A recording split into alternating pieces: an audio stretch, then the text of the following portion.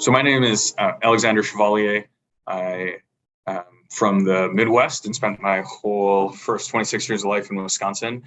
Grew up about 30 minutes away from Lambeau Field. And before you ask, I do not own a cheesehead, although I have a few jerseys to wear. I completed my undergraduate studies in genetics and psychology at the University of Wisconsin and stayed on to complete my medical degree there as well.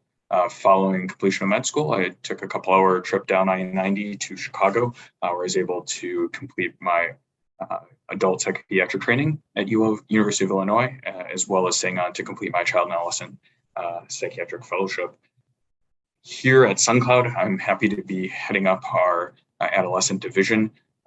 It's great to be able to join other individuals who are already passionate about psychiatric treatment, but bringing it down to the age range that I know, love, and specialize in.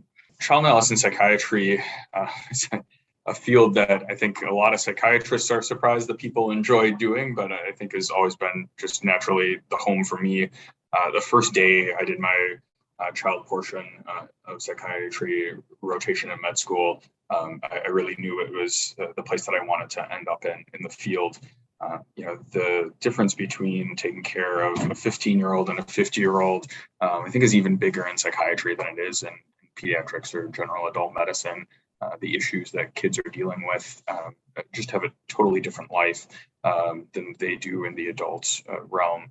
You're balancing so many more things between school, between family dynamics, and actually the most important usually being friends and peer dynamics that are so much more integral to the life of an adolescent, than they are once we get further on in adulthood, unfortunately.